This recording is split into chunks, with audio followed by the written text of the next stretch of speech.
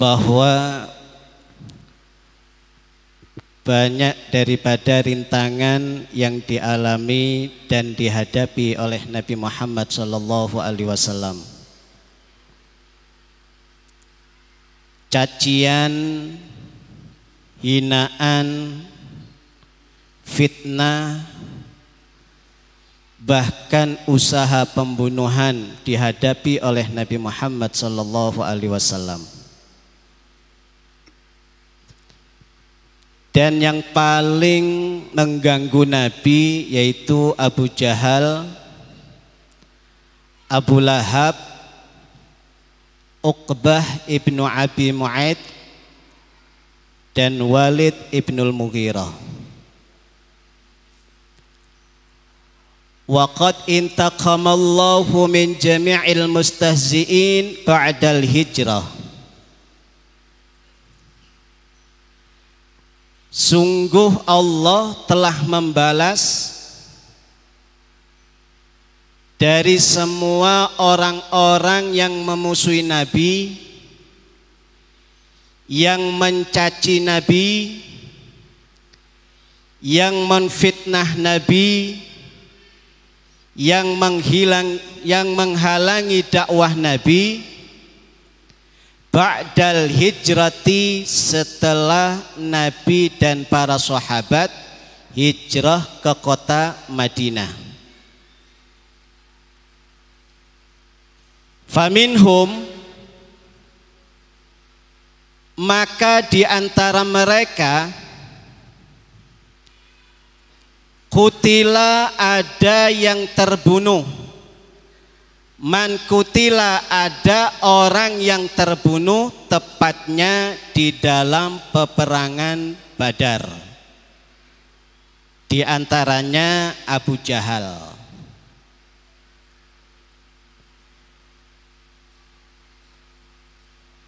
Wa minhum, dan di antara mereka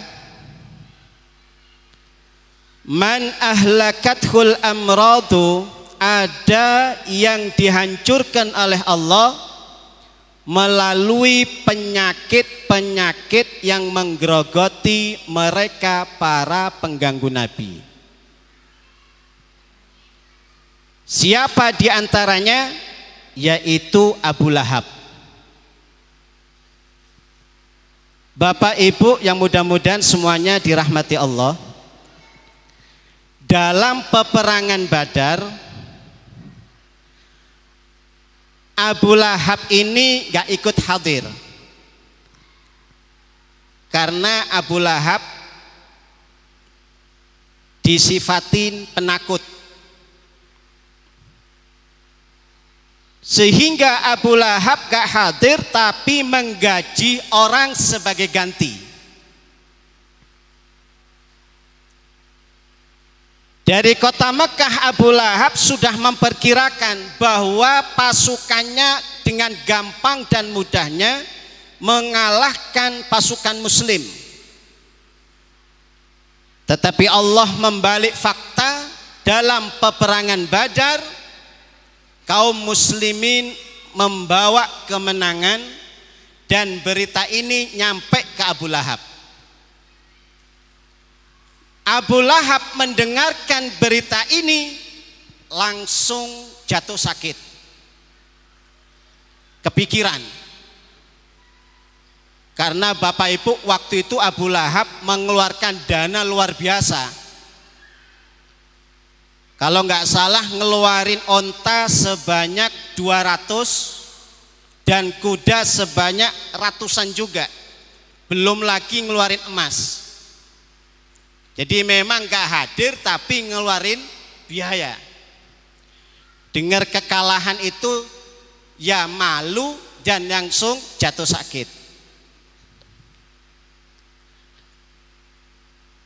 Di antara sakitnya, gak lama dalam itu beliau kayak dihinggapin penyakit, mungkin kalau sekarang lepra. Tapi awal mulanya Bapak Ibu kayak bisul gitu. Kalau bahasa kita udun, kata orang Jawa. Bahasa Indonesianya apa? Bisul ya. Jadi bisul itu di sekujur tubuh. Satu bisul aja rasanya kayak kiamat suhra ya. Apalagi yang pas di lutut sama alpantatu. Ini sekujur. Sehingga bisul ini meletus satu persatu,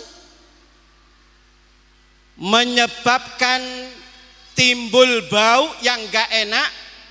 Jangankan tetangga dan saudara, istrinya pun meninggalkan. Istrinya pun gak mau mendekat. Dan akhirnya Abu Lahab mati dalam keadaan sendirian dan berbau busuk. Apakah Abu Lahab dikubur layaknya manusia? Tidak. Teman-temannya waktu itu memutuskan Abu Lahab dikubur dengan cara diuruk, ditimbun sama pasir tanpa digali. Ada yang lemparin pasir, ada yang lemparin batu kerikil karena nggak kuat sama baunya.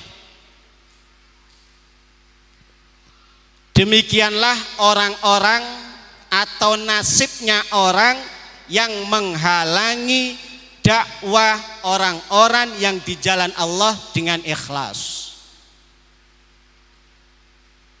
Sampai cari siapapun orang yang menghalangi dakwah Allah, asal ikhlas, insya Allah orang ini akan mengenaskan. Walaupun dalam kehidupannya dia orang kaya, dia orang terpandang, dia orang tokoh, insya Allah akan dibinasakan oleh Allah. Bagaimana Fir'aun dengan Musa, Namrud dengan Nabi Ibrahim, Abu Lahab, Abu Jahal dengan Nabi Muhammad sallallahu alaihi wasallam. Begitupun juga kita, kalau menghalang-halangi para dai yang ikhlas karena Allah, lihatin nanti hancur-hancur. Yang tadinya dia punya ketokohan di tengah-tengah masyarakat, dia akan jatuh. Bahkan meninggalnya pun mengenaskan, sebagaimana banyak dicontohkan oleh Allah Subhanahu wa taala. Dan Allah berfirman, "Inna kafainakal mustahziin." Aku sendiri, kata Allah, yang akan menghancurkan mereka.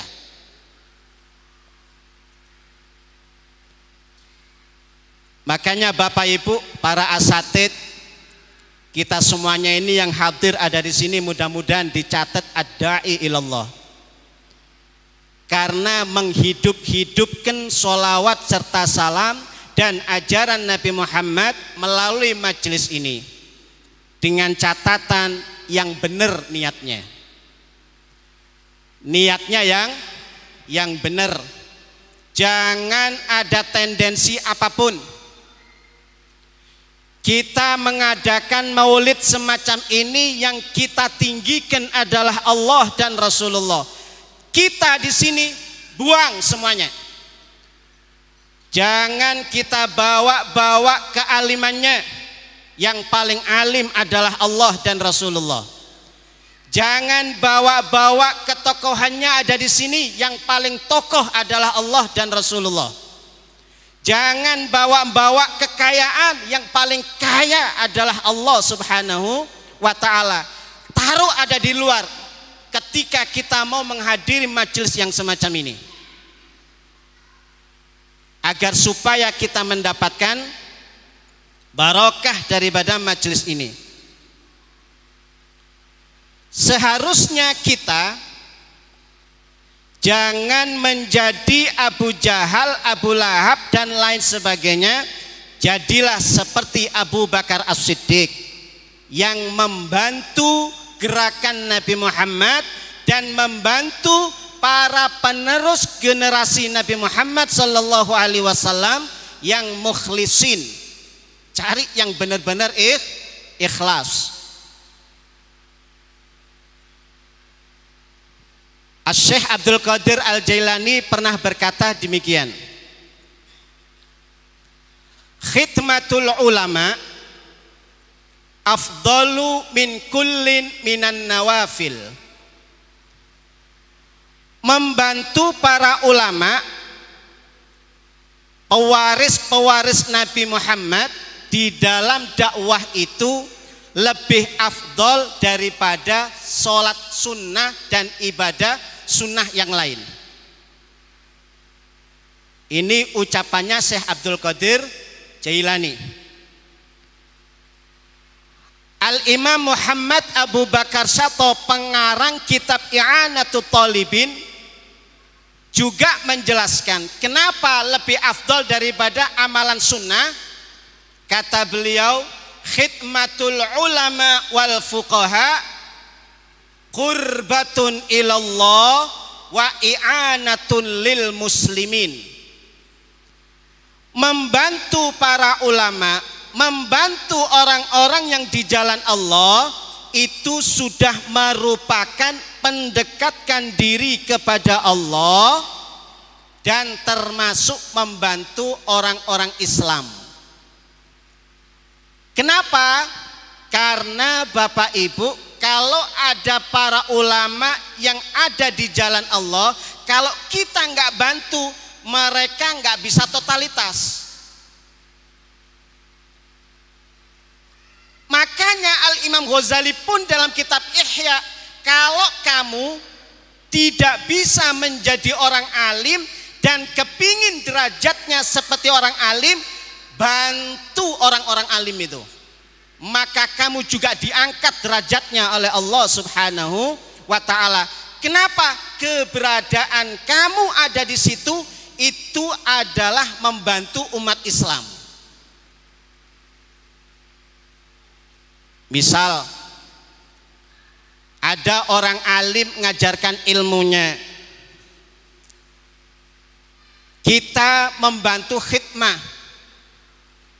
Jangan sampai orang alim tersebut, kata Imam Ghazali, tidak bisa ngajar hanya gara-gara mencari nafkah, hanya gara-gara nyuci baju, hanya gara-gara nyapu halaman dan rumahnya, hanya gara-gara bikin kopi dan lain sebagainya. Kata Imam Ghazali, jadilah kita orang yang gak punya ilmu, bantu orang alim tersebut, maka kamu diangkat derajatnya oleh Allah. Ini pernah kejadian Bapak Ibu. Pengarang Maulid Simtud Durol Al-Habib Ali ini, itu tinggalnya di Sewun. Ulama-ulama dunia waktu itu ngeremehkan daerah Hadramut. Dari mana kamu? Daerah Hadramut. Entah karena hasud, entah karena apa, akhirnya para ulama membuat satu baksul masail, termasuk diundang Hadramut ini. Jadi santri-santrinya Habib Ali, santrinya Habib Ali ini banyak yang kutub, termasuk yang ada di Pasuruan.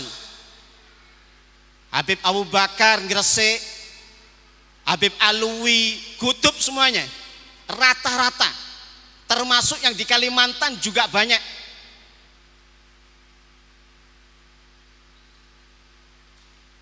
Santri-santrinya ngomong, wahai Habib, biarkan aku yang datang ke Baksul Masail, biar nggak diremehkan. Kata Habib Ali apa? Jangan kamu. Terus siapa? Tolong panggilkan yang biasa bagi-bagi kopi di majelis ini. Wahid. Ini gambaran aja. Gambaran aja. Para santrinya bengong. Misalkan kalau di sini, Wahid guru, iya. Panggil dia. Datang sambil senyum-senyum, giginya ndak ada gitu. Misalkan, maaf ya, ini cuma bergurau. Ini gambaran ya. Wahid, kamu berangkat ke multaqo pertemuan para ulama seluruh dunia. Kaget. Ini yang biasanya bikin kopi dan bagi kopi, saya wahai guru, iya berangkat. Padahal kerjaannya cuma khidmah ini. Bukan biasa taklim, belajar dan lain sebagainya, cuma khidmah sama Habib Ali. Pas berangkat ada giliran yang dibahas cuma apa? Apakah bahasa yang dipakai ketika orang-orang masuk kuburan dalam pertanyaan malaikat mungkar nakir, pakai bahasa apa? Yang pertama, ada yang berpendapat bahasa Arab, karena jelas marrabbuka wa ma nabiyuka, kan gitu, wa ma imamuka wa ma, terus demikian. Ada yang kedua berpendapat memakai bahasa sehari-harinya. Kalau memang orang Banjar hari-harinya pakai bahasa Banjar, siapa ngaran Tuhan Ikam gitu. Malaikat faham. Orang Jawa juga gitu, sinten Tuhane panjenengan, ayo kan. Ada yang berpendapat yang ketiga, dan yang ketiga ini gak ada yang tahu. Ulama Syria, Mesir, Libya, bahkan Indonesia gak tahu. Angkat tangan si Wahid tadi itu, yang bagi kopi tadi, saya tahu. Dari mana kamu? Hadramut, Sewud. Silakan kamu maju. Rawaina an Syekhina Al-Habib Imamil Kutub Al-Habib Ali bin Muhammad bin Husin Al-Habsi wa qad sami'na minhu. Aku meriwayatkan dan aku pernah mendengarkan langsung daripada Al-Habib Ali bahwa yang ketiga itu adalah memakai bahasa Suryani. Tidak ada yang bisa jawab kecuali khoddamnya Habib Ali yang di dalam majelis itu hanya bagi-bagikan kopi. Diangkat derajatnya, akhirnya dia dikenal menjadi orang alim, padahal di majelis Habib Ali bagian ngecurin kopi. Kata Imam Ghazali, kalau kita tidak menjadi orang alim, bantu orang alim, maka derajatmu akan diangkat oleh Allah Subhanahu wa ta'ala. Seharusnya kita ini membantu orang alim, bukan memusuh-musuhinya. Kenapa? Resikonya sudah jelas, kata Allah, inna kafainakal mustahziin. Aku sendiri yang akan menyelesaikan kalian, orang-orang yang menghalangi orang-orang alim. Makanya Bapak Ibu, kalau memang serius di dalam dakwah, pertama tata niatnya. Niat jangan karena siapa-siapa dah. Dan yang kedua, jangan gampang-gampang marah, yang sabar. Jangan gampang-gampang emosi, apalagi sampai mendoakan yang jelek. Tuh lihat bagaimana doanya Nabi. Nabi hanya berdoa, ya Allah, aku serahkan kepada Engkau apa yang terbaik buat mereka. Didoakan begitu, ada yang tobat masuk Islam, yang gak tobat-tobat dihancurkan oleh Allah Subhanahu wa ta'ala. Makanya yang ngajar, yang dakwah, tahan emosi, yang sabar.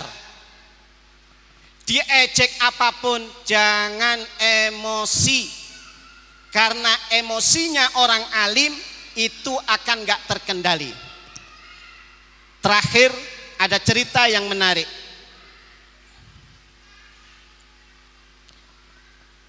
Kenal iblis, amin. Tahu kan? Walaupun tidak kenal ya. Iblis itu datuknya setan, Pak. Sebelum namanya iblis, namanya Azazil. Azazil ini orang alim, orang ibadah, orang ma'rifat, punya gelar titel di setiap langit Allah. Bahkan para malaikat termasuk malaikat Jibril pernah ngaji, pernah nyantri. Seluruh malaikat di surga pernah jadi santrinya iblis. Satu saat dilaknat gara-gara apa? Gara-gara disuruh sujud hormat sama Nabi Adam, nggak mau. Pas pada era Nabi Musa dipanggil, Musa, kamu kan nabi yang bisa langsung ngomong sama Allah. Benar, aku ini adalah makhluknya Allah, wahai Musa. Tolong sampaikan kepada Allah bahwa aku iblis mau tobat. Lihatin Pak, iblis aja ada perasaan pengen tobat. Lu masa kita bukan iblis? Tidak ada. Kata Nabi Musa, baik, akan aku sampaikan kepada Allah. Berangkat Nabi Musa ke Gunung Tursina, bermunajat, lupa nggak ngomong. Ditegur sama Allah, ya Musa, adil amanah, laksanakan amanat. Bukankah kamu dapat amanah? Benar ya Rob. Apa amanahmu? Padahal Allah udah tahu. Begini ya Allah, iblis mau tobat ya Allah. Bilang sama iblis, kalau memang mau tobat, ya, bilang sama iblis, datangin kuburannya Adam, sujud ke sana. Bagaimana sifatnya iblis? Apa? Waktu Adam masih hidup aku tidak mau untuk sujud, apalagi sekarang sudah di dalam kubur. Tidak mau aku. Ini karena apa ini? Karena sombong. Makanya bahaya Bapak, kesombongan masuk majelis ini, buang. Jadilah kita ini orang yang paling jelek dah di majelis ini, agar supaya mendapatkan rahmat Allah subhanahu wa ta'ala. Tidak wahai Musa. Akhirnya kata Allah, kalau memang dia nggak mau, itulah akibat kesombongan. Nih terakhir, kata iblis, wahai Musa, karena kamu telah membantu aku, maka aku akan bocorkan sesuatu sama kamu. Apa itu iblis? Aku mempunyai 3 peluang yang sangat besar menggoda manusia ini. Yang pertama, indal ghadab. Kapan manusia emosi, marah-marah, ketahuilah aku sedang menguasai dia, walaupun itu orang alim. Kenapa? Ketika manusia marah-marah dalam keadaan emosi, maka otaknya aku kuasai, darahnya aku aliri, semuanya nggak terkendali. Kalau kita kepingin tahu aslinya orang Pak, cara ngelihatnya ketika emosi. Mungkin tadinya kita ngelihatnya itu ramah, tamah, tapi kalau pas emosi keluar semuanya tabiat aslinya. Kenapa? Karena ditunggangi oleh iblis. Makanya hati-hati. Termasuk yang dakwah, yang ngajar, jangan gampang-gampang emosi. Itu pancingan setan itu. Dan yang kedua, kapankah aku akan mengganggu dia ketika indal jihad? Kapan? Ketika jihad. Ketika berhadapan perang, kata iblis, kamu jangan maju, kamu akan mati. Bagaimana nasib anakmu, nasib istrimu, terus demikian. Kalau yang ngajar-ngajar ini akan akan diganggu sama setan. Kamu jangan ngajar terus, tuh kasihan anakmu nggak punya baju baru, istrimu juga nggak punya masakan, terus demikian. Ini tak kasih kesempatan, ada kamu peluang, sehingga dia akan meninggalkan jihadnya. Walaupun seharusnya seorang ulama, ustadz, ad-da'i harus punya kerjaan sampingan agar supaya nggak berharap pemberian orang. Dan yang ketiga kata iblis, wahai Musa, aku mengganggu manusia indal khalwah, ketika sendirian. Apalagi sendiriannya sama perempuan yang bukan mahramnya, paling gampang aku. Akan aku rayu, akan aku jerumuskan bahkan sampai ke perbuatan zina. Di antaranya melalui HP. Ketika sendirian, aku iblis akan gampang menjerumuskan umat Nabi Muhammad terhadap sesuatu yang dilarang oleh Allah melalui mata dan telinganya ketika sendirian. Waspada akan tiga hal ini. Yang pertama apa? Emosi.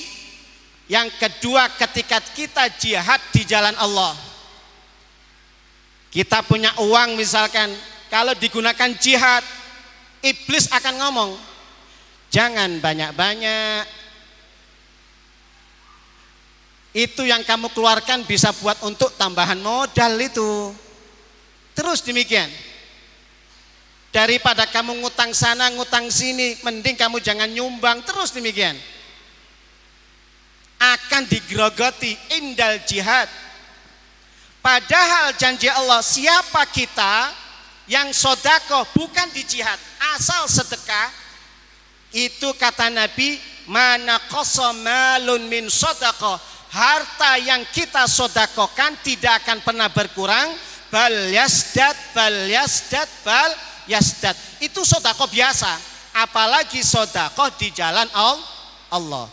Dan yang terakhir, ketika kita sendirian, hati-hati, ulamanya kah, ustadznya kah, santrinya kah, apalagi yang bukan ustadz bukan santri, ketika kita sendirian banyak yang tumbang, karena di situ ada iblis yang akan mengganggu kita untuk supaya jauh dari Allah Subhanahu wa ta'ala. Ya Rabb, mudah-mudahan kita semuanya diselamatkan oleh Allah Subhanahu wa ta'ala. Amin ya Rabbal alamin. Maka dari itu Bapak Ibu, hati-hati di sisa-sisa hidup kita ini, ambil langkah yang tepat, jangan gegabah.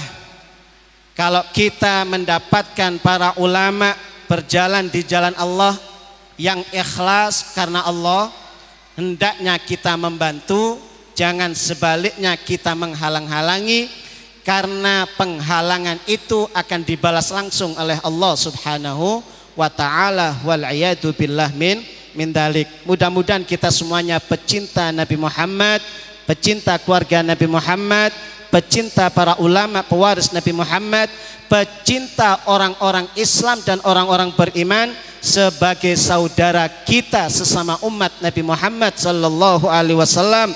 Wala taj'al fi qulubina ghillal lil ladzina amanu, dan jangan engkau jadikan ya Allah di hati-hati kami ada rasa penyakit dendam, sakit hati, apalagi kepingin mencelakakan saudara kita. Wal a'yadu billah min dalik. Amin amin ya rabbal alamin. Hadza wal afu minkum. Wassalamualaikum warahmatullahi wabarakatuh.